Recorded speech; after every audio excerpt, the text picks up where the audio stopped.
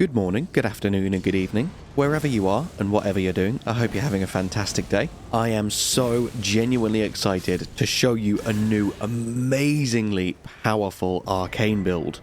Arcane builds have always been my favourite for many reasons. I think it's a very cool stat. And being someone who loves collecting items, the higher that discovery stat, the better. Last time we did an arcane build, it was on patch 106 before Bleed got nerfed, and since then I have still seen so many people desperately trying to make proper Bleed builds work, convinced that the Scavenger's Curved Sword or the Rivers of Blood are still as powerful as they once were. They're still amazing, don't get me wrong, but I truly believe that this build right here surpasses them in every single way. I won't keep you in suspense for too much longer before I show you exactly what you need to do it yourself, but I did just really want to show you a few clips of me absolutely obliterating some mid-game bosses on New Game Plus with absolutely no effort required whatsoever. I mean, you know how hard some of the late-game bell-bearing hunters are, and just check this out. He is nearly dead before the fight has even started. This is ridiculous. As you can see, the main weapon this build relies on is Mohgwyn's Sacred Spear. And obviously you can't get this until you do defeat the Lord of Blood himself at Mohgwyn's Palace, which you can access very early on in the game, but you are going to have a hard time beating him at a low level. So this is more of a mid to late game build, just bear that in mind, though it is still most definitely worth investing in. It is ridiculously powerful. You've probably noticed a few of the other set pieces. We will come back to them and review the build fully in just a second. I just wanted to ask you quickly first if there are any particular builds that you have been running recently, now that we've all had time to fully test patch version 1.07. I would absolutely love to hear from you. Let me know down in the comments. Now, what you've all been waiting for, let's move on and actually review this incredibly tasty build.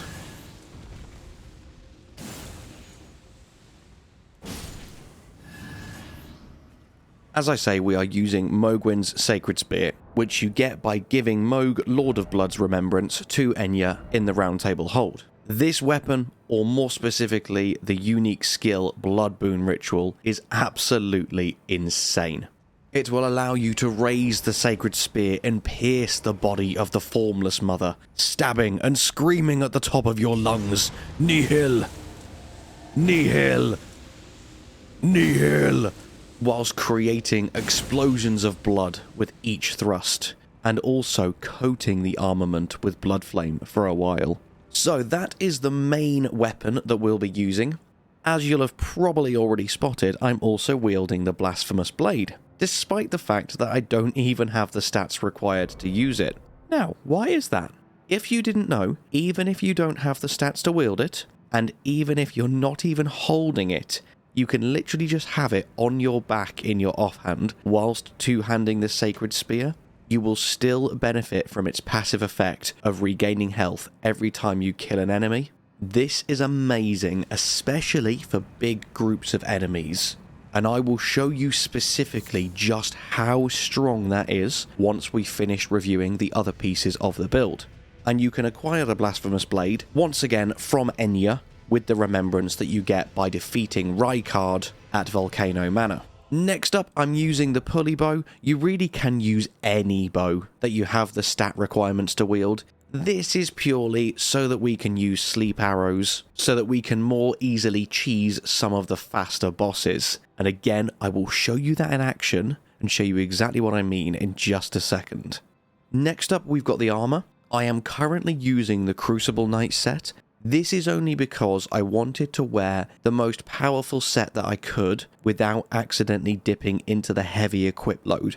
Ideally, the best weight to armor ratio you want to wear is the Veteran set, but I don't currently have that on this character because you need to once again purchase it from Enya in Round Table Hold after defeating Commander Nile at Castle Sol. And now, this is what really brings the build together. Let's have a look at the talismans. We're going to start off with the Ritual Sword Talisman. This one will increase your attack power by 10% when your health is at maximum. And we have many ways to keep our health at maximum. Next is the Lord of Blood's Exaltation, which will apply a buff that increases the damage that you do every time anything in the vicinity, including you, suffers from blood loss. And with the Sacred Spear's weapon art, you will be inflicting blood loss a lot. Next up, as always, I am using the Erdtree's Favour Talisman because I just love it so much. I think it is such a solid talisman. However, another great alternative, if you have the equip load to do so, is the Taker's Cameo, because it will stack with the Blasphemous Blade and mean that you restore even more health per kill. And finally, we have got, of course, the Shard of Alexander, which is going to greatly boost the attack power of the Sacred Spear's weapon art. Just to call out, in case someone in the comments gets a bit confused with some of the talismans, a few that you definitely do not want to use are the Rotten Winged Sword Insignia, because the thrusts of this weapon art are not classed as successive attacks, and the Godfrey Icon, because again, they are not cast as charged. They are just 3 separate skills used one after the other. So stay away from these two, just use the ones that I've called out, and you will be able to absolutely eviscerate your enemies.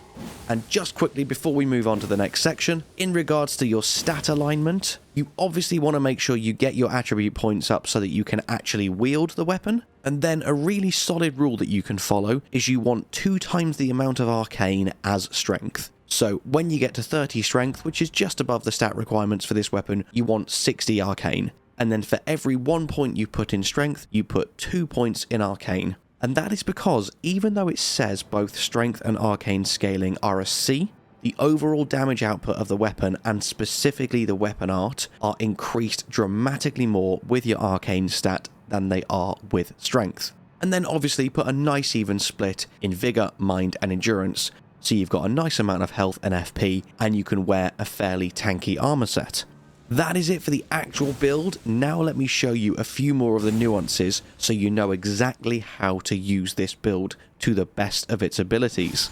I'm going to show you a couple of clips in the background here as I waffle on, showing off the strength of the health regen that you get from the Blasphemous Blade and the Taker's Cameo Talisman. And as I am taking an absolutely insane amount of damage from all of the dancing ladies here, you will see that not only does this do an insane amount of damage and replenish me to full health, but it's also incredibly good at staggering enemies and will even stop most weaker enemies in their tracks, so they literally can't even hit you. It is truly amazing. And next up, let me move on to the Godskin Apostle boss fight, and just jump around hitting him with a few sleep arrows. Bearing in mind, this is with a pathetic +0 pulley bow, so this is in no way showing you exactly how lethal this can be. As soon as he is asleep, I can then run right up behind him and absolutely melt his health bar, doing 10,000 damage and ending him before he even has a chance to react. This build is truly insane. You can even employ that exact tactic with the Godskin duo. Just craft yourself a few sleeping pots, throw one on each of them, stand between them and cast that, and watch their health bars melt away. Now we'll just wrap up as we admire a few more bosses absolutely melting, or should I say nihiling.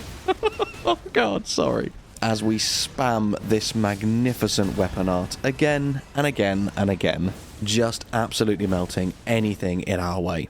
And you know what? It's been a few videos since I've used my favourite word, so you could even say that it would trivialise the game. I swear it even became a bit of a meme, a bit of a drinking game between fans. Take a shot every time Dom says the word trivialise. Someone pointed it out and I was like, holy crap, I use that word so much. So I've been trying to use other words throughout this video, but I might just go back to trivialise. I prefer it to anything else I've been using.